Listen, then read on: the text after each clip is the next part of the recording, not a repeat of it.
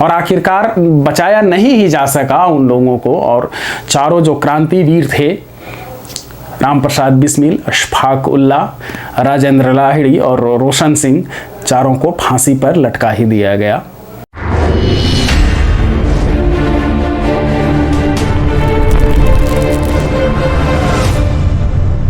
नमस्ते, the freedom में आपका स्वागत है। मैं सुधीर।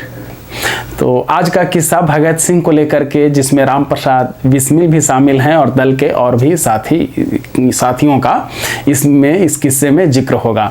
इस किस्से को शुरू करें उससे पहले धन्यवाद, आभार उन साथियों का जिन्होंने हमारी गुहार पर आर्थिक रूप से सहयोग करके इस अभियान को आगे बढ़ाने में, शोध कार्य को जारी रखने में मदद की है।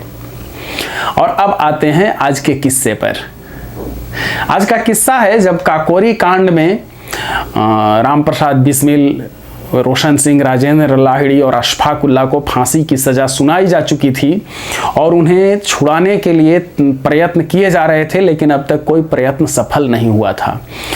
और राम प्रसाद बिस्मिल इंतज़ार कर रहे थे। उन्हें ये उम्मीद थी कि साथ ही कोई न कोई, जो बाहर जो लोग भी हैं, तो कोई न कोई ऐसा इंतजाम करेंगे कि उन्हें जेल से छुड़ा लिया जाएगा, लेकिन ऐसा हो नहीं पा रहा था। तो उन्होंने एक चिट्ठी भेजी और उस चिट्ठी में एक गज़ल लिख करके भेजी। वो एक गज़ल थी। दरअसल सीधे तौर पर वे क्रांतिकारी एक दूसरे से कोई बात कहते नहीं थे, तो जो चिट्ठियों में वो कूट भाषा में, कोड वर्ड में लिख करके अपनी बात भेजते थे। पहले गज़ल सुन लीजिए। राम प्रसाद बिस्मिल की गज़ल इस तरह से थी। मिट गया जब मिटने वाला, फिर सलाम आया तो क्या, दिल की बर्बादी के बाद उनका पयाम आया तो क्या। मिट गई जब सब उम्मीदें, मिट गए सारे ख्याल, उस घड़ी गर नामावर लेकर पयाम आया तो क्या। ऐ दिले नादान मिट जा अब तू कुए यार में, फिर मेरी नाकामियों के बाद काम आया तो क्या। काश अपनी जिंदगी में हम वो मंजर देखते, बहशरे तुरबत कोई महशर खराम आया तो क्या। आखिरी शब दीद के काबिल थी बिस्मिल की तड़प, सुबह दम कोई अगर बालाए बाम आया तो क्या।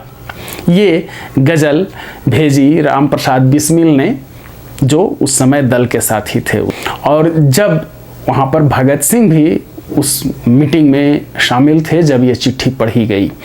इस गज़ल का लब्बो लुआब ये था, आप जैसा कि देख सकते हैं कि गज़ल का जो मतला है, मतलब पहला शेर, गज़ल के मतले में ही राम प्रसाद बिस्मिल ने लिखा कि मिट गया जब मिटने वाला, फिर सलाम आया तो क्या, दिल की बर्बादी के बाद उनका पयाम आया तो क्या।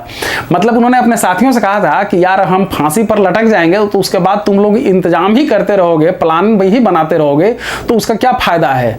तुम लोग खूब बढ़िया प्लान बनाओ, बहुत कुछ करो, और तब तक इधर हम लोगों को फांसी पर लटका देगा, तो फिर उसके बाद हम क्या कर पाएंगे।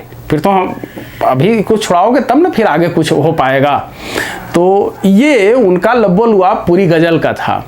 और जब ये गज़ल सुनी तो सभी उदास हो गए। अगर भगत सिंह पर इस गज़ल का असर इस तरह से हुआ कि वो बिल्कुल बुत में बदल गए, जैसे कि कोई मूर्ति हो।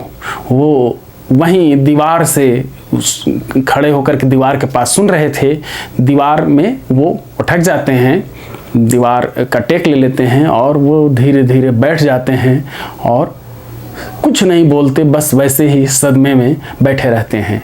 सभी साथी इधर उधर उठ करके चले जाते हैं। भगत सिंह भी वहाँ से उठते हैं और गंगा किनारे जा कर के बैठ जाते हैं, गंगा के तट पर उदास रहते हैं, आंसू बहाते हैं और फिर लौट आते हैं। वो जानते थे, उस समय नए नए अभी जुड़े ही थे भगत सिंह, अब भाई बहुत कुछ उनके हाथ में नहीं था, अभी उन्होंने दल का पुनर्गठन भी नहीं किया था, लेकिन वो जान रहे थे कि इस गज़ल का मतलब क्या है और क्या अब होने वाला है। राम प्रसाद बिस्मिल द्वारा भेजी गई गज़ल और फिर भगत सिंह की प्रतिक्रिया वगैरह को उस जगह पर मौजूद तमाम क्रांतिकारी साथियों ने अपने अपने संस्मरणों में लिखा है। तो ये वो गज़ल थी जिसे राम प्रसाद बिस्मिल ने जेल से लिखकर भेजी थी और भगत सिंह पर यह प्रतिक्रिया हुई थी। और आखिरकार बचाया नहीं ही जा सका उन लोगों को। और चारों जो क्रांतिवीर थे, राम प्रसाद बिस्मिल, अशफाक उल्लाह, राजेंद्र लाहिड़ी और रोशन सिंह, चारों को फांसी पर लटका ही दिया गया। इस वीडियो को खत्म होने से पहले हमारी आपसे प्रार्थना है कि इस अभियान को आगे बढ़ाने में हमारी मदद करें।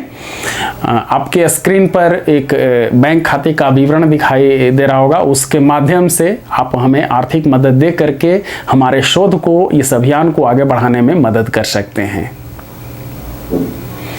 जो साथी आर्थिक रूप से मदद करने में सक्षम नहीं हैं, उनसे आग्रह है कि क्रांतिकारियों पर बनाए जा रहे इन वीडियोस को अधिक से अधिक लोगों तक पहुंचाइए, ताकि लोग जान सकें कि इस देश के लिए क्रांतिकारियों ने कितना अधिक संघर्ष किया है, कितनी अधिक कुर्बानियां दी हैं, कैसे वो रहते थे, कैसे वो जीते थे, किस भारत का निर्माण करना चाहते थे, उनका लक्ष्य क्या था और किस रास्ते वो चल रहे थे। हमारे साथ जुड़े रहने के लिए द फ्रीडम को सब्सक्राइब कीजिए। धन्यवाद। जय हिंद। इनकलाब जिंदाबाद।